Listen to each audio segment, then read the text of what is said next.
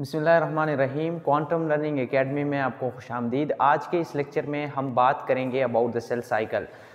Biology 9th class का जो KPK का बुक है उसका 5वां चैप्टर है जो कि सेल साइकिल के बारे में है, और आज हम इसका पहला लेक्चर पढ़ेंगे जो कि about introduction to cell cycle है।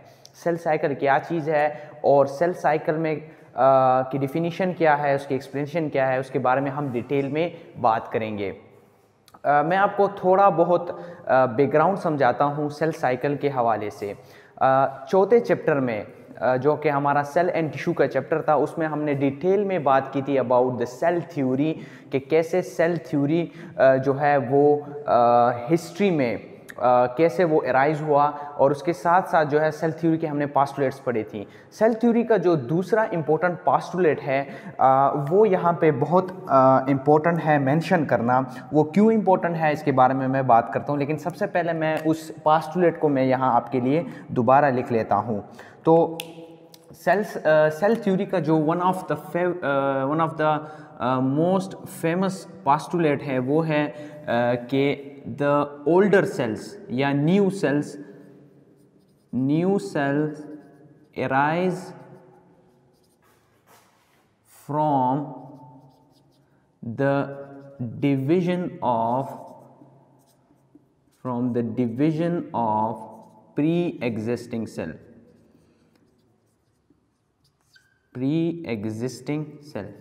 तो बेटा इसका मतलब क्या है? तो सबसे पहले तो मैं आपको मतलब समझा देता हूँ।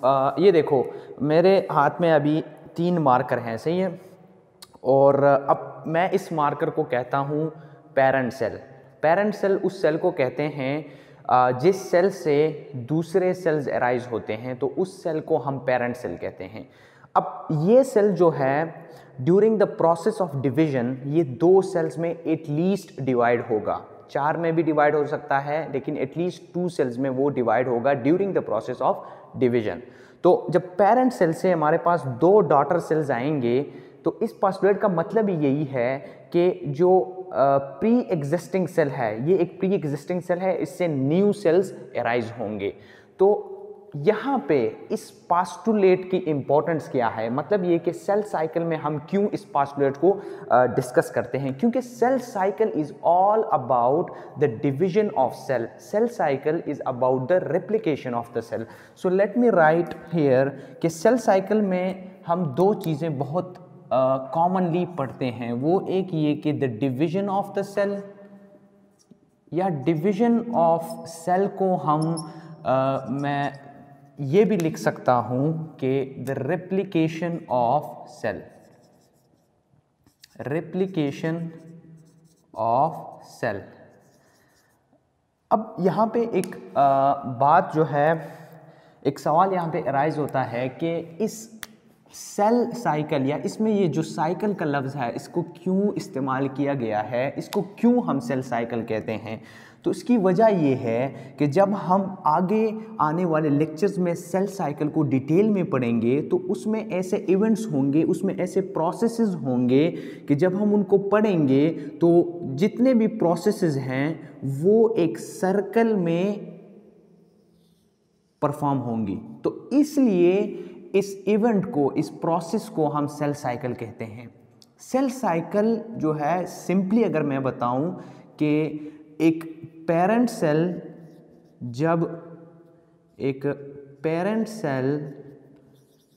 जब डॉटर सेल में डिवाइड होता है या रेप्लिकेट होता है, जितने भी सीरीज ऑफ इवेंट्स इस प्रोसेस में आते हैं तो उनको हम सेल साइकिल में पढ़ेंगे। मैंने आपको कहा कि जब एक पेरेंट सेल से डॉटर सेल बनता है और इस पेरेंट सेल से डॉटर सेल बनने में जो इवेंट्स होती हैं, इवेंट्स ऑफ प्रोसेसेस होती हैं, उनको हम एक नाम देते हैं, उसको हम कहते हैं क्या? Cell cycle. ये बात आपको क्लियर हो चुकी होगी। तो मैं यहाँ पे इस सेल साइकिल को जो है मैं प्रॉपर डिफिनीशन लिखता हूँ आपके लिए, ताकि जब आप पेपर में या इस चीज़ को थ्योरेटिकली समझना चाहें तो इस डिफिनीशन से आपको ये बात क्लियर हो जाएगी।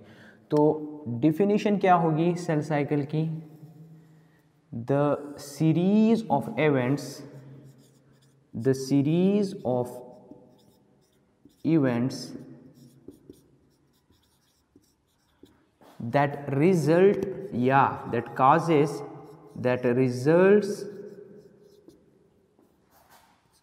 into replication or the division, replication of parent cell into daughter cell. इसको हम क्या कहेंगे? इसको हम कहेंगे सेल साइकिल। तो मैंने आपको कहा कि सेल साइकिल एक ऐसा फिनोमेना है, एक ऐसा प्रोसेस है जिसमें एक सेल जो है वो डिवाइड होता है थ्रू मेटाबॉलिक प्रोसेसेस जो कि सर्कुलर फॉर्म इख्तियार करती हैं जब हम उनको ड्रा करते हैं, जिसमें मेजर इवेंट ये होता है कि पेरेंट सेल डिवाइड होता है एटलीस्ट 2 सेल्स में या 4 सेल्स में डिवाइड होता है। अब यहाँ पे एक और सवाल जो है वो राइज यहाँ पे ये होता है कि सेल साइकिल जो है एक सेल में, ये जो सेल साइकिल का जो फिनोमेना है ये क्यों होता है और क्यों सेल जो है वो सेल साइकिल के फिनोमेना को परफॉर्म करता है, ये भी एक क्वेश्चन है। तो उसका जवाब मैं यहाँ पे लिख लेता हूँ आप लोगों के लिए। बेटा बात यह है ना कि आपको एक चीज़ बहुत बेसिक लेवल से पता है कि सेल जो है कुछ प्रोसेसेस परफॉर्म करती है। किसके लिए, किस चीज़ के लिए वो प्रोसेस परफॉर्म करती है? टू सर्वाइव, उसको ज़िंदा रहने के लिए कुछ प्रोसेस होती हैं, उसको वो परफॉर्म करता है। लाइक मैं आपको बताऊं कि एक प्रोसेस है जिसको हम कहते हैं रिप्रोडक्शन, ये भी एक प्रोसेस है जो कि सेल परफॉर्म करता है। एक और प्रोसेस है जिसको हम कहते हैं ग्रोथ, ये भी बहुत ही फेमिलियर प्रोसेस है। एक और प्रोसेस है जिसको हम कहते हैं हीलिंग। हीलिंग किसे कहते हैं? जब आपके किसी बॉडी पार्ट पे या लिविंग थिंग के किसी बॉडी पार्ट पे कोई ज़ख़म लग जाए तो वहाँ जिस पार्ट पे ज़ख़म लगता है उस पार्ट पे जो है सेल डेड हो जाते हैं। अब इन सेल को रिन्यू करना, इस सेल को दोबारा जो है पैदा करना, वो थ्रू हीलिंग प्रोसेस या रिपेयरिंग प्रोसेस जो है वो परफॉर्म होती है। तो ये कुछ प्रोसेसेस हैं, ये कुछ फिनोमेना हैं, ये कुछ ऐसी फंक्शंस हैं जो सेल परफॉर्म करता है विद द हेल्प ऑफ क्या? With the help of cell cycle. ये बात भी आपको क्लियर हो गई। आखिर में अब सेल साइकिल चूँकि सीरीज़ ऑफ इवेंट्स हैं तो खामखा हम इस सेल साइकिल को जो है सिमेट्रिकल अंदाज में हम पढ़ेंगे, जिसमें हम इनको मुख्तलिफ़ फेजेस में हम पढ़ेंगे। मेजरली जो सेल साइकिल के 2 फेजेस हैं, पहले वाले फेज़ को हम कहते हैं इंटरफेस और दूसरे वाले फेज़ को हम कहते हैं डिवीजन फेज़। तो पहला कौन सा फेज़ हुआ? पहला हुआ, मैं यहाँ पे लिख देता हूँ, पहला जो है वो है इंटरफेस है।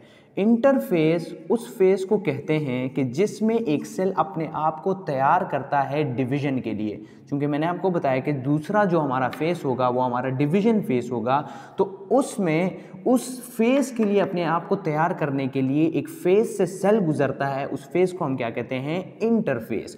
और इंटरफेस जो है हमारे पास फिर फर्दर जो है कुछ फेजेस में डिवाइड हुआ है, जैसे कि हमारे पास G1 फेज़ हो गया, फिर उसके बाद हमारे पास S फेज़ हो गया, फिर उसके बाद हमारे पास G2 फेज़ हो गया। और इसमें एक और फेज़ भी आता है जो कि अमूमन पढ़ा नहीं जाता इस लेवल पे, जिसको कहते हैं हम G0 फेज़।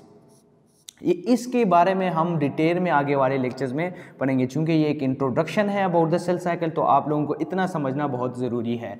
दूसरा जो हमारा फेज़ है उसको हम कहते हैं डिवीज़न फेज़, कि जिसमें सेल जो है वो डिवाइड होता है। मैंने आपको कहा कि एटलीस्ट या तो वो 2 डॉटर सेल्स में डिवाइड होगा या 4 डॉटर सेल्स में डिवाइड होगा। इस बात के बेस पे हमने डिवीज़न फेज़ को फर्दर डिवाइड किया है। पहला जो डिवीज़न फेज़ में हमारे पास फेज़ है या जो पहला टाइप ऑफ डिवीज़न फेज़ है वो है माइटोसिस, और माइटोसिस को हम माइटोटिक डिवीज़न भी कहते हैं, माइटोसिस। और दूसरा जो है वो है मेयोसिस। मेयोसिस को हम मेयोटिक डिवीजन भी कहते हैं। माइटोसिस डिवीजन फेज का वो टाइप है कि जिसमें एक सेल लाइक पेरेंट सेल जो है वो 2 सेल्स में डिवाइड होता है, और मेयोसिस डिवीजन फेज का वो टाइप है जिसमें पेरेंट सेल जो है वो 4 सेल में डिवाइड होता है। मेयोसिस जो है वो माइटोसिस ही है, लेकिन वो डबल माइटोसिस है। मियोसिस में एक्चुअली जो है डबल माइटोसिस होती है। मतलब ये है कि एक सेल जो है जब 2 सेल में डिवाइड होता है तो जो 2 सेल्स एराइज हुए हैं ये फर्दर जो है डिवाइड हो जाते हैं, और जो हमारे पास नेट रिजल्ट आ जाता है वो 4 सेल का आ जाता है। तो actually meiosis is nothing more than a double mitotic division.